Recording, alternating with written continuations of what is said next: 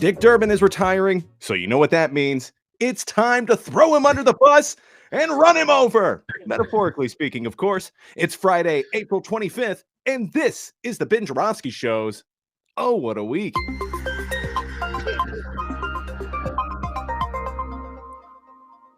The decision of whether to run for re-election has not been easy. I truly love the job of being United States Senator, but in my heart, I know it's time to pass the torch. Quit crying. We got a show to do. He's got he's got that smoky voice. You ever notice that? Smoky voice. Well, he's 80. Yeah. Do you think the man smokes cigarettes? I mean, he's 80. He lived in a time where everybody smoked cigarettes. That is true. Good point, Dr. D. So how's it going, man? It's been like 2 weeks. What's going on? It has been 2 weeks. So, ladies and gentlemen, here's something you should know. I'm going to reveal a little inside about the BennyJ Show, this humongous production operation we have here that is international in scope. The doctor, I took off a week to go visit family in Cali. I said, let's not record a show this week. The doctor took off a week to go visit family and friends in Alton. Let's not record this week. So here we are. We got no excuses, D. Time to do a show. All right? Get down to business. Anything happen? How was your Easter? Holiday weekend? Anything good? Pretty uneventful, man. Pretty uneventful. Absolutely uneventful. Nothing of significance happened whatsoever in my life. Other than sports-related stuff with the Chicago Bulls, which I know you don't want to hear about. And you've instructed me many times to refrain from talking about the Bulls. But the Bulls season came to a crashing conclusion in the midst of our time off. I don't know if you were I know you weren't following. Oh, so I was paying attention. I was paying attention to it. Play-in. Yeah, I love the play-ins. A lot of people are like, I hate play. I love the play-ins, all right? Those are the teams that don't make the playoffs out and out, so they have to play each other to get into the playoffs. So you play in to get to the playoffs. 3 years in a row, ladies and gentlemen. 3 years in a row, my beloved Chicago Bulls have been eliminated in the play-ins, avoiding the playoffs by losing to a certain... For 10 trivia points, D, what team has defeated the Chicago Bulls 3 consecutive play-ins? Go.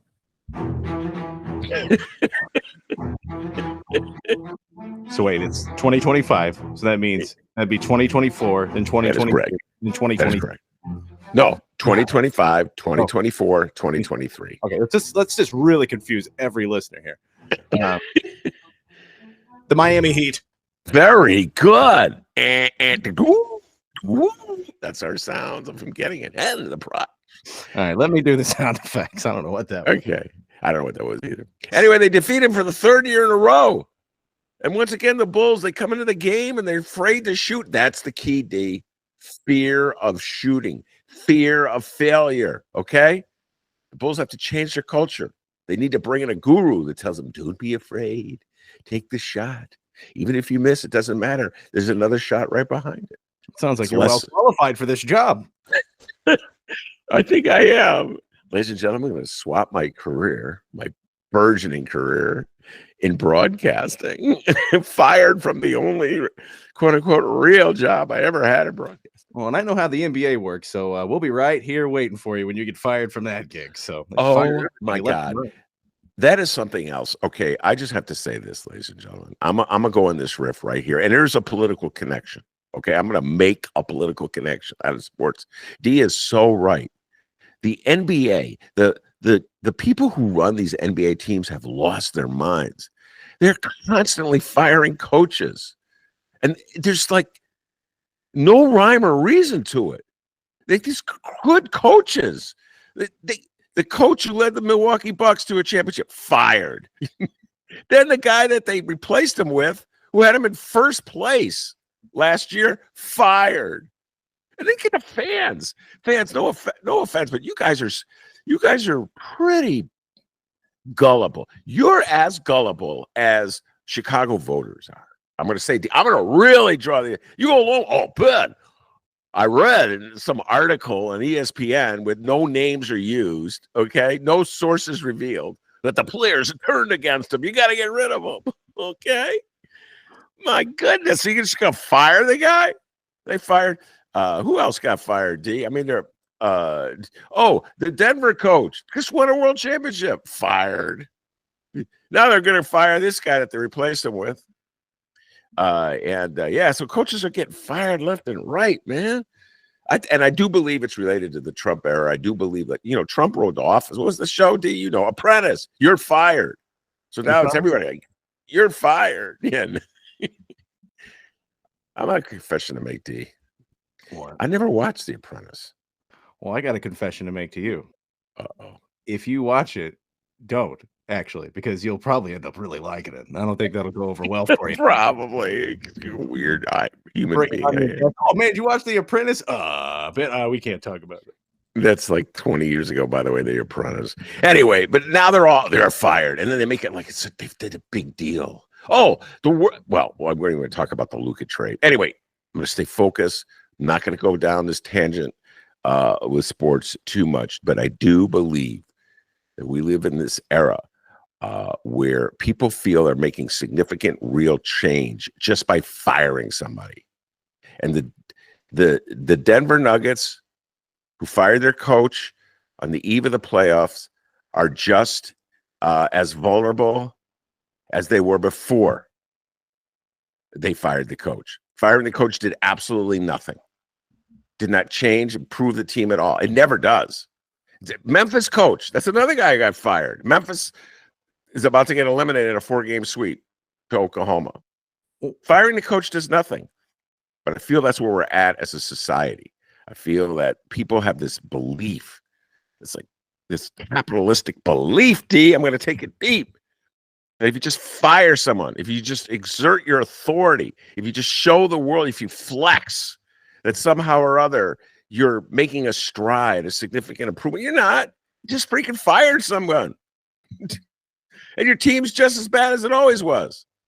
And your country's just, how many federal employees have they fired, including some friends of mine? Now their families, they're on paychecks, they're going on unemployment compensations, so the states have to pick up taxes for it. There's services that they rendered that now aren't being rendered, But what did you do? You did nothing. It's as insignificant as Memphis firing its coach. Now they're about to get swept. This poor guy, they got in his place. Looks like a deer in the headlights. So, D, I didn't mean to go on that riff. I wasn't planning to go on that riff today. I'll humor you, and we'll keep going. I got a lot to say about it too. NBA, unlike any organization, very petty when it comes to these firings and throwing people under. That's our theme for the day, by the way. Throwing people under the bus. Nobody does it like the NBA. Throw that person under the bus. Oh, I've been a coach for a year.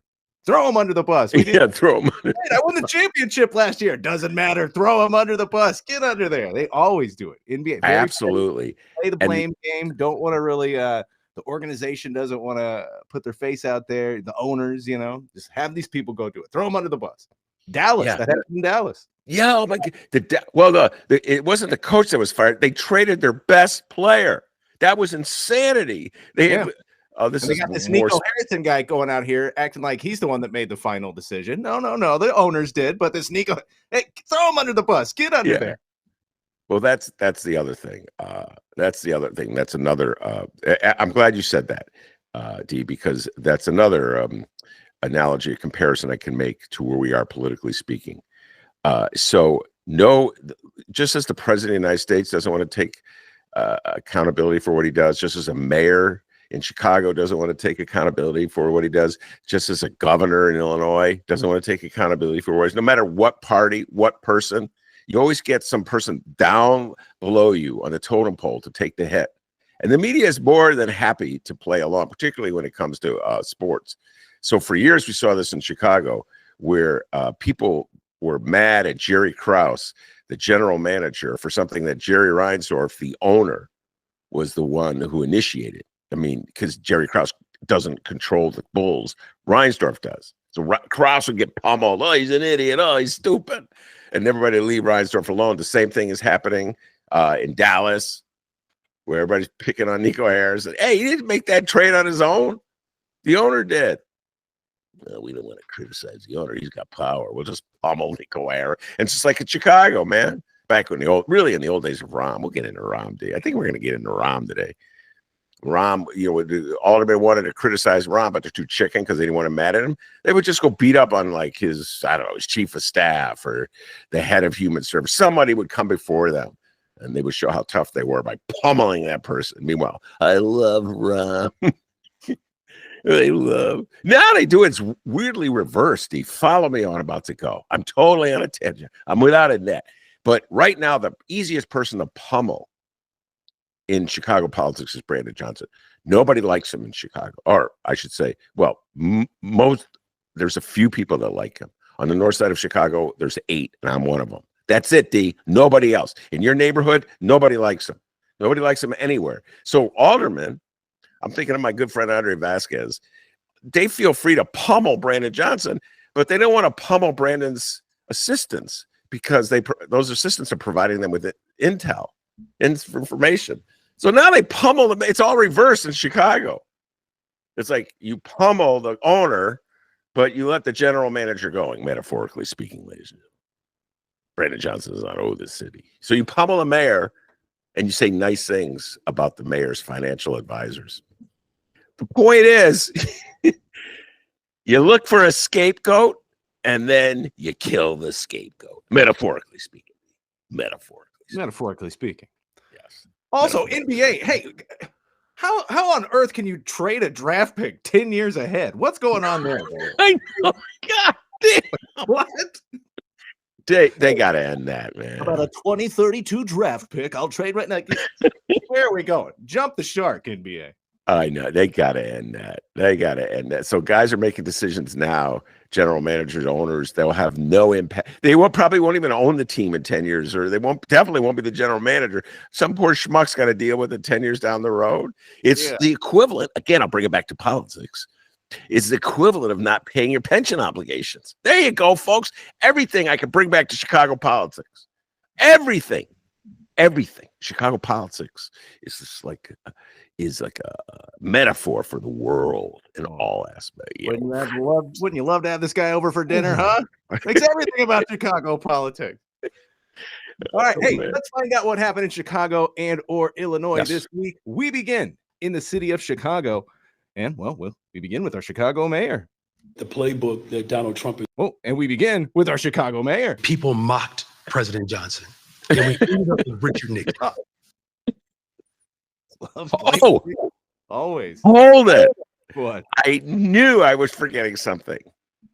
So I must say this. I mentioned this on a previous show that recorded, but I don't know if it's dropped yet. And I mentioned this to you briefly on our pre-show production meeting, which was extraordinary, if I must say. And thank you for providing the refreshments and snacks at today's pre-show production meeting, D, okay? Those little brownies you made were so delicious. And when you sprinkled the flour on, he didn't prepare anything.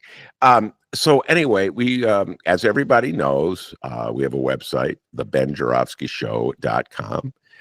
And you're able to make contributions that help me pay the bills since I've gone independent from the reader. Every little bit helps. So I thank you, all the people. I'm speaking from my heart. And I know Dee agrees with me. Very generously kicking in money to help me pay the producers. Outstanding job they do, producer Chris and DJ Nate. One gentleman who very generously contributed to the show sort of chided me, Dee. Okay. And I kind of threw you under the bus. Explanation. I'm like the owner blaming the coach. Okay. So he said, "Hey, boomer," which is hilarious. I'm a boomer too. Stop picking on millennials. Stop dissing millennials. And so I have a habit on the show, whenever I refer to anything that happened before, let's say, 1985, of assuming that millennials have no idea what I'm talking about, and giving an explanation that's kind of sarcastic and mean to millennials. And I humbly apologize to all millennials that have offended. This donor said, "Ben, you've gone too far. You do it all the time. You must stop." So I have gone to a 12-step program to stop making fun of millennials for their ignorance. Good. And yes, I'm doing that. And every day I go to the meetings, Millennials Anonymous, and I go, my name is BennyJ, and I have a problem. And then the other people go, hi, BennyJ. And so I will stop doing that. I am not going to be sarcastic about millennials anymore. Okay. I apologize to all millennials, but I did throw Dr. D under the bus because he's the one who put it in my mind the first time I went on one of my tangents where you gave your very famous wisecrack. This goes back. Hold on. Let me do the math. Oh my God. D 8 years ago. Sunrise, sunset. Okay. You go recreate the wisecrack, please. What was it? I don't know what it was. What movie? No, I don't know. What was it? Hold tight, millennials. Oh, okay. Hold tight, millennials. Hold tight, millennials. I love that. For some reason, it always cracked me up. Hold tight, millennials. Just let this old man go on this tangent. He'll come back to reality in a little bit.